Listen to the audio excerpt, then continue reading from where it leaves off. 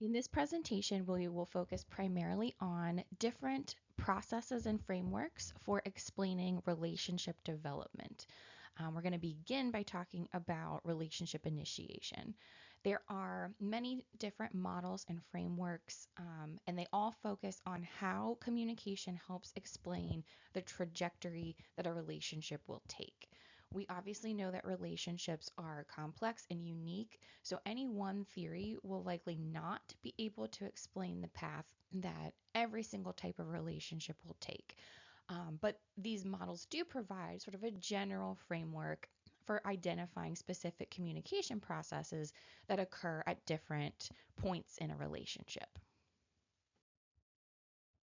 Let's begin by talking about communication skills or essential skills that help us to form and develop relationships. There are 5 types of skills for developing both friendships and romantic relationships. The first are relationship initiation skills. So, this involves knowing how to approach others and how to make a good impression, right? So, introducing yourself, striking up a conversation, initiating invitations to participate in activities or to go on dates, making suggestions for things to do. These are all vital for forming new friendships in particular and also new romantic relationships. The second communication skill that's important for developing relationships is self disclosure, right? So, we talked about this in Unit 3, and this involves revealing personal information about yourself appropriately, right? So, not providing too much information or too much intimate information too soon, engaging in reciprocity, right? So, disclosing at a similar level of intimacy as the person that you're talking to, so on and so forth. People who exhibit um, effective self disclosure skills tend to be well liked and are able to build larger social networks.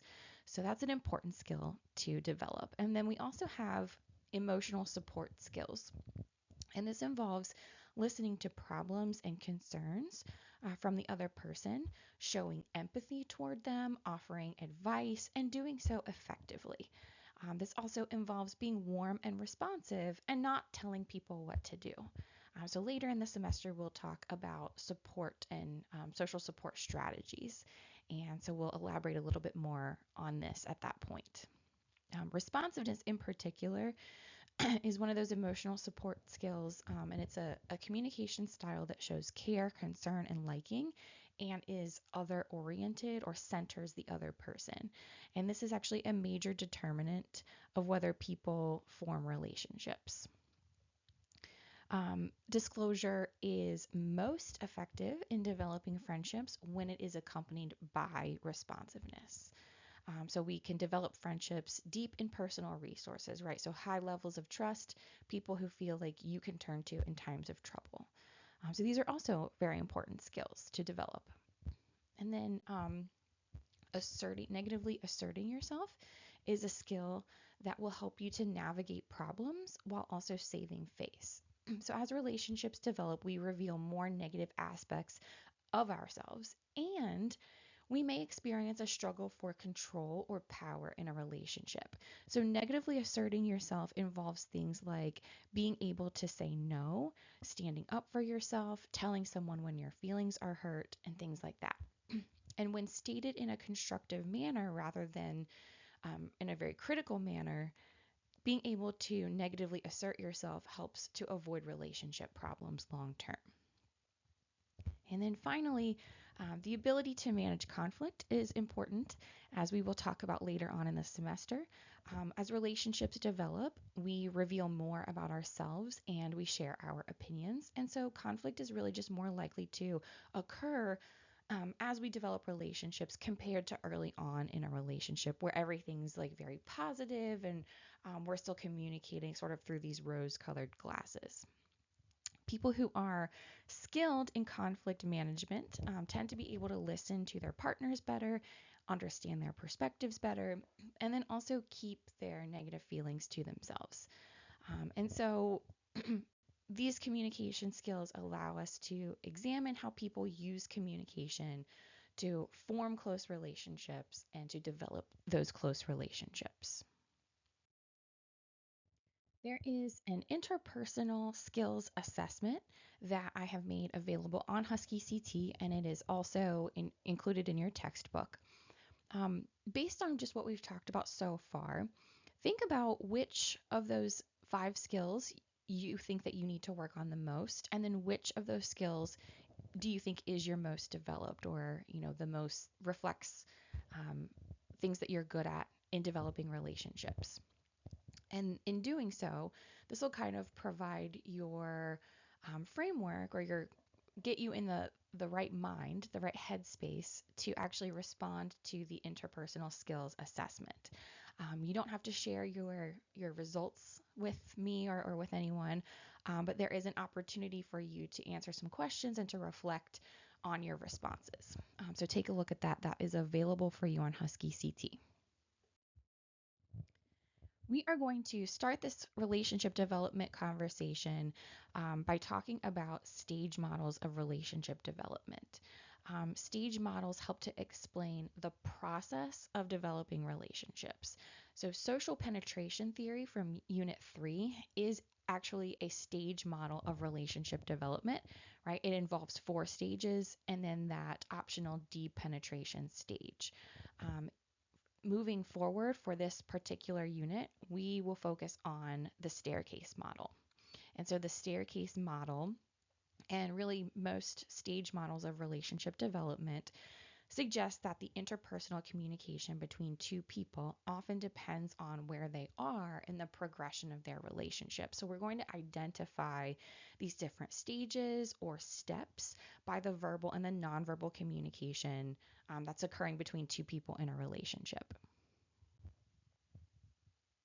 Relationship escalation is the upward staircase, right? So this is the process of moving through the stages of interpersonal intimacy, while relationship de-escalation is the process of relational deterioration. So that's the downward staircase. We are only going to focus on the upward staircase or the escalation steps in this unit. And then later on, when we talk about relationship disillusion, we'll focus on the downside of the staircase. So this is what the staircase model of relationship development looks like. This was developed by Knapp and Vangelisti in 2008. So there are 5 stages of coming together, or 5 stages of relational escalation or development, and then there are 5 stages of coming apart, or relationship de-escalation or deterioration. And so there's something called the reversal hypothesis, which we will talk about later in this semester with regard to relationship disillusion. But this is basically the idea that people undo closeness as they reduce their communication. And they reduce their communication every time they take a step down the right side of that staircase. Now, the top 4 stages is where relationship maintenance occurs. And relationship maintenance is what we're talking about in the next unit here. So people in established relationships actually do not stay in just one stage. So it's not like once they get all the way up to that bonding step, they hang out there. Their communication exemplifies those top 4 stages, because sometimes they communicate intimacy and closeness, and sometimes they communicate distance and autonomy, right? And so for now, our focus is going to be on the left side of the staircase, or the coming together stages. The first stage of escalation is initiating. So this is kind of the beginning stage, your initial interaction, or when you first meet another person. To compare this to social penetration theory, this is very similar to the orientation stage. So in this stage, you are exchanging superficial information that will not make you vulnerable, right? It won't open you up to maybe criticism or judgment.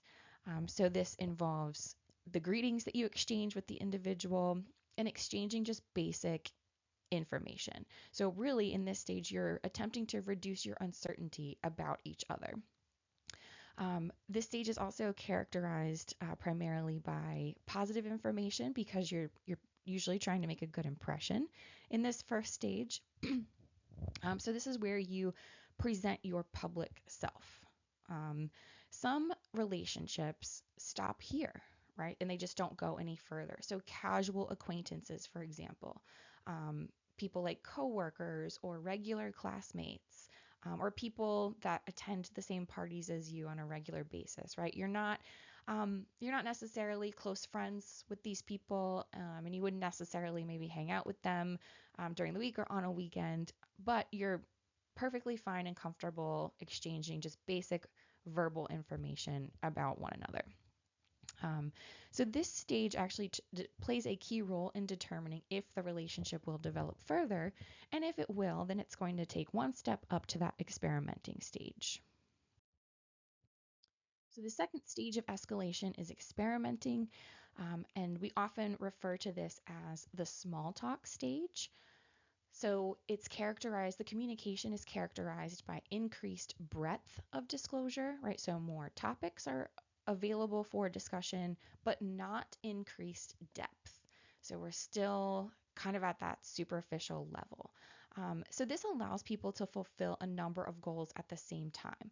They can discover common interests as well as differences. They can reduce uncertainty without revealing too much information, and they can maintain a connection even if the connection is relatively superficial. The content of the communication here is still relatively positive. And so to compare this to the social penetration theory, this would be very similar to what you see in the exploratory affective exchange. In terms of nonverbal communication, there is still very little physical contact. People probably aren't spending much time together, and the communication is still probably not very unique. And again, many interpersonal relationships remain right here in this stage. The third stage of escalation is intensifying.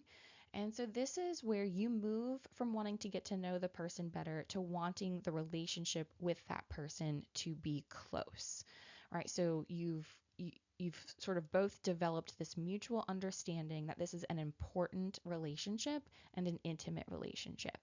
So the communication here is characterized by increased depth in addition to increased breadth, right? So you're exchanging information on an emotional level, and you're focusing less on self description, which is characteristic of those first two stages, and more on your intimate thoughts and feelings as the relationship gets closer. Um, there are also more negative disclosures in this stage because you're close enough that you no longer need to be on your best behavior. You're less concerned about that positive impression and impression management. So there are some differences between the verbal communication that happens at this stage compared to previous stages, as well as the nonverbal communication that occurs at this stage. So in terms of verbal communication, there's more concrete relationship talk and references to the relationship. So you're kind of describing your activities as we rather than I and you. And then you might use special language. So just, for example, pet names or nicknames for each other. Additionally, you're making statements that reflect commitment, and those begin in this stage, right? So things like you're my best friend and I love you. In terms of nonverbal communication, things become more affectionate. So there's more touching, there's increased proximity in terms of your interactions and overall time spent together. And you're also reflecting what we call interactional synchrony, which is not something that you necessarily need to remember. But if you've ever watched two people who are in a close relationship, if you just watch them non-verbally, it almost looks as though they are dancing, right? You can just kind of tell that they're in sync.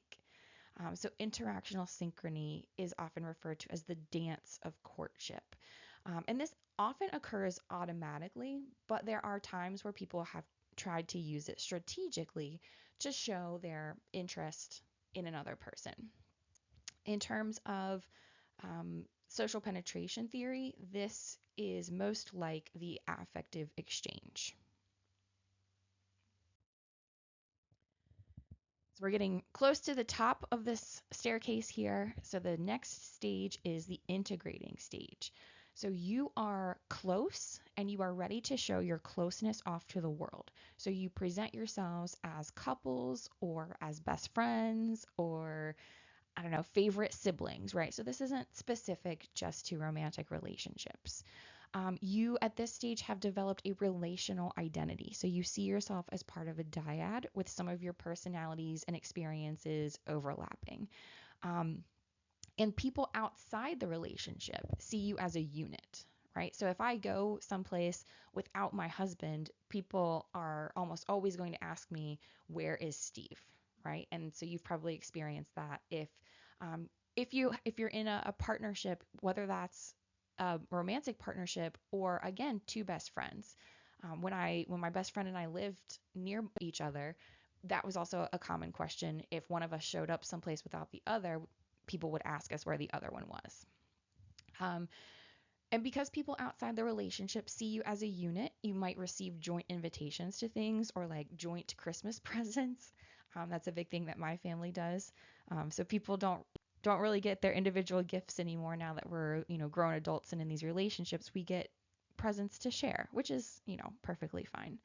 Um, there are also signs of coupling in your communication. So you might finish each other's thoughts and sentences. You might open like a joint bank account if it's a romantic couple. You might identify a specific song as being your song. And you also are going to merge social networks in this stage. So stable exchange in terms of using the social penetration theory language is still difficult to achieve, even though you're in the integrating stage. So this is probably closer to the affective exchange stage because we often still don't share everything in this integrating stage, but we are getting much closer to that. And then the final staircase at the very top here, or the final stage at the very top of the staircase, is bonding. And this is where essentially you publicly declare your commitment to one another. And in doing so, you formalize the relationship. And the reason for doing this is it makes it harder to leave the relationship. So the most obvious example here is marriage, right? So you are now sharing possessions, money, maybe children, right? You have a lengthy history with this person. But it's not limited to marriage, although I'm going to continue using this example. So when you choose people to be members of your wedding party, when you do get married, right? So one person chooses their people. I mean, traditionally speaking, it would be like the maid of honor, and then bridesmaids, and then the other person would choose like the best man and then groomsmen in a heterosexual relationship. But choosing those people is another kind of public sign of commitment that these are the most important people in our lives. When people select godparents, which is something that we do sometimes, you're basically saying like I want you to hold this special place in our lives and in my child's life. But even something like getting matching tattoos with your best friend or with a sibling or a parent or something like that, right? These are all kind of public declarations of your commitment to the other person and to the relationship. So, in terms of verbal communication, we have vows, we have promises, we have talk about forever, like the relationship lasting forever. I will love you forever. And nonverbal signs of bonding often include artifacts or symbols of commitment. So, rings, obviously getting married, living together, buying a home, right? So, again, referring back to these kind of joint or shared possessions. So the stage model is a great framework, again, for identifying the communication that occurs at different stages of relationship development. But there are some important assumptions that the stage model is making that any stage model is making that we should identify, right? So the stage model is descriptive, it is not prescriptive. In other words, it's excellent for describing the progression of relationships and the communication that occurs at various stages of relationship development, but it is not useful for saying this is what relationships should look like. So we're not prescribing anything. We're not saying you have to follow um, these steps in this order. Uh, it also, the staircase model and other stage models simplify the process of relationships, and that makes it easier for researchers to study. But there are exceptions to the stages outlined by the model. And one of those is that the staircase model assumes that relationships generally increase in intimacy or they start down the path of de escalation. But we know that not all relationships are linear. You can skip stages or you can move through them in a different order. So there are a number of reality television shows that actually kind of underscore this idea that not all relationships follow the same trajectory. So Married at First Sight, for example, right, starts with the bonding stage, right? They put people in a relationship, they marry them, and then that couple has to figure out if they want to stay together. So they kind of have to go back through, even though they're already bonded, they have to go back through the initiating and the experimenting, right, and the integrating to determine if they want to stay together. And there are also on again, off again relationships that are certainly not going to necessarily move through the steps in any particular defined sequential order. And the stage model also assumes that any given relationship can only be in one stage at a time, and that's maybe not necessarily true, right? So there are some gray areas and there are certainly nuances to different types of relationships. Um, but the assumption of this staircase model is that if you are in the initiating stage, then you have not yet quite made it to the experimenting stage. And so there are certain, again, characteristics of your communication that sort of push you up the staircase. But as you can probably think about just in terms of your own experiences and examples, relationship development just really isn't quite that simple or that quite that cut and dried. So the response to sort of the critiques and the assumptions of these stage models is to examine relationship development using turning points. So a turning point is any major relational event. So the relational turning points model emphasizes events that stand out in your mind rather than like everyday interactions or everyday activities. So turning points are often events that we tell stories about, right? So how we met. And these are often events that we commemorate, right? So celebrating anniversaries, for example. Turning points can mark entry into new stages of relationship development. So this is a much choppier view compared to the staircase model because there are a number of positive and negative events that can affect the course of a relationship. So, in other words, if you were to ask yourself what events changed your relationship, whether that was for better or for worse, right? So, sent it in a more kind of positive upward trajectory or in a more negative downward trajectory of de-escalation. So this model includes all the ups and downs of the relationship. So, for example, infidelity could be the demise for some relationships, or it could be a turning point for growth and commitment. So, again, just any event that kind of stands out in your mind that changes the direction or the trajectory of the relationship. So, there's just an example I have here in the graph where we've identified that these people had their first date, right? And then, as time went on, they had their first kiss, and they're characterizing the the y-axis over there in terms of commitment. But you could examine relationships in terms of like relationship quality as well. So we have our first date, then we have our first kiss, and then we meet the family, right? So we're merging those social networks, but we have a really big fight. And so things become kind of sour for a little while. Maybe we're less committed. We're trying to figure things out, but then we make up. but then a rival appears, so an ex-partner appears and shakes things up a bit, and now there are some questions about commitment, right? But then we have that conversation and we decide to date exclusively, and we maybe even figure out um, like a what we're going to do in situations where we feel jealous, right, where the relationship feels threatened. um, we have our first sexual encounter, and then we move in together, right? And so those are the assumption here is that those high points are reflecting high levels of commitment and the low points are reflecting low levels of commitment. But as I said, you could use like relationship quality instead of commitment to map the trajectory of a relationship.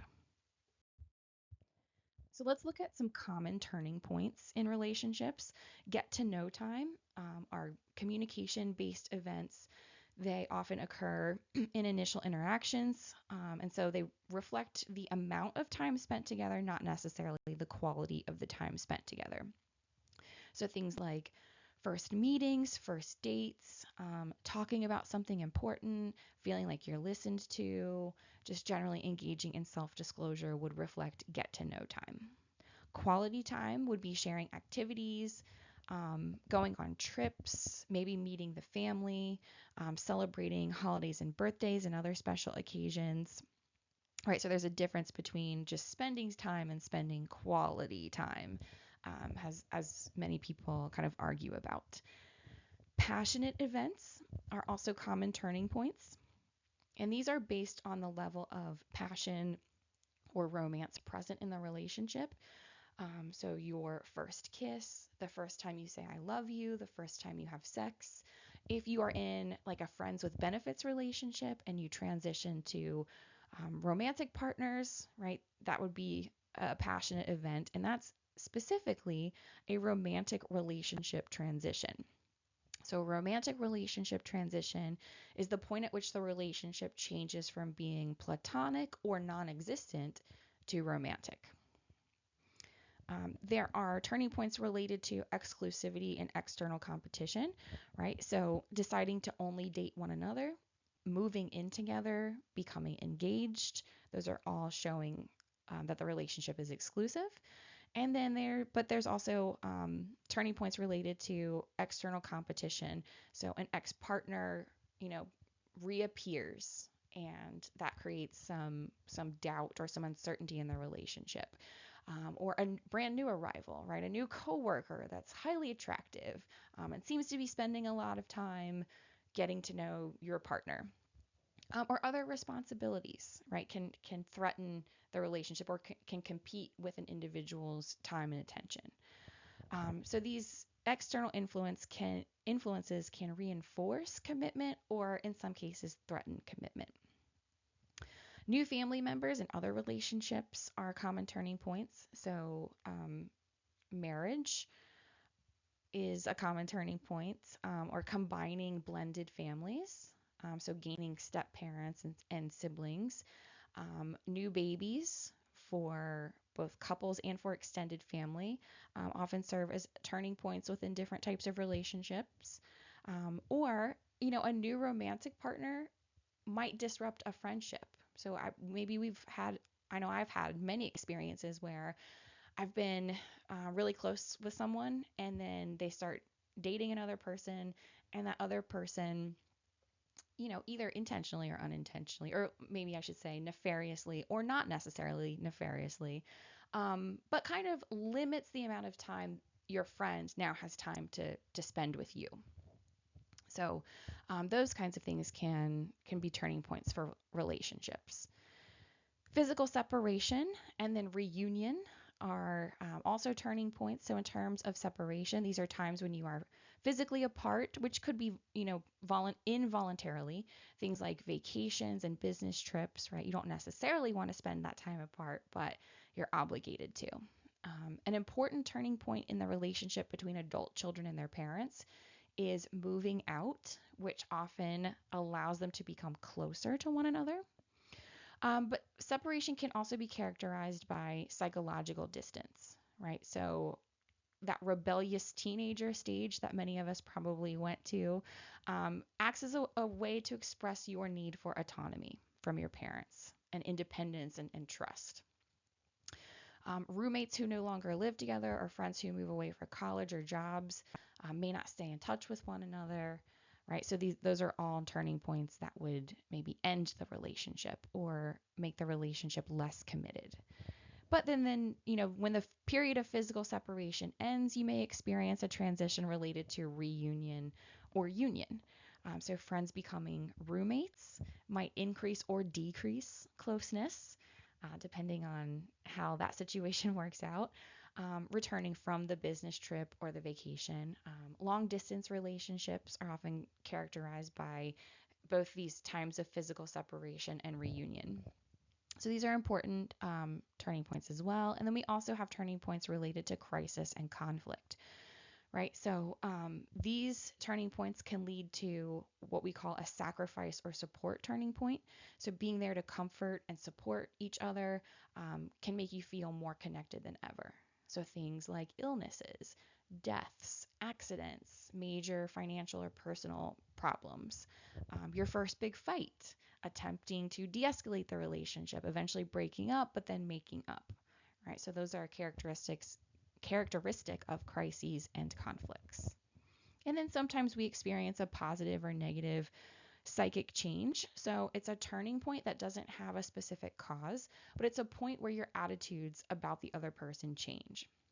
So on the positive side, maybe you begin to feel more positively about someone, but you don't know exactly why.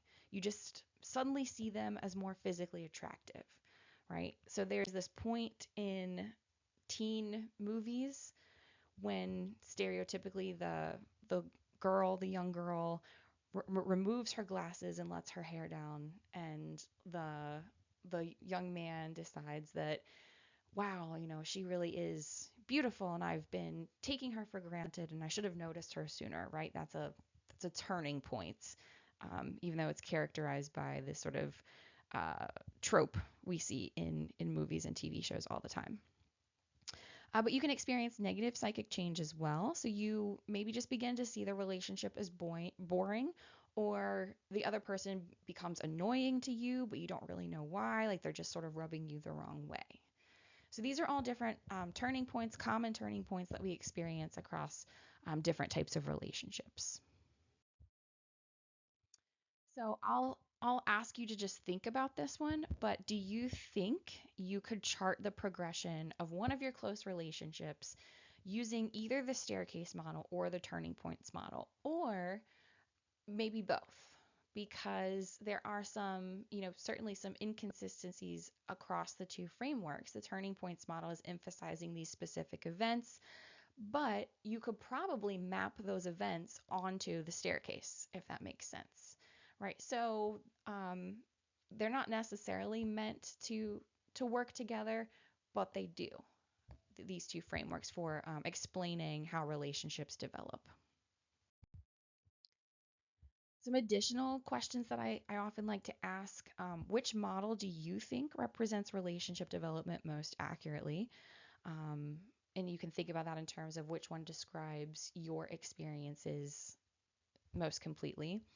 But then I also like to ask which model you think is more commonly portrayed in the media, and that tends to spark an interesting discussion. So think about all those questions, and that'll set us up really nicely for transitioning to the next unit, the next lecture, which focuses on relationship maintenance. So not just initiating and developing the relationship, but the actions we engage in to maintain the existence of that relationship.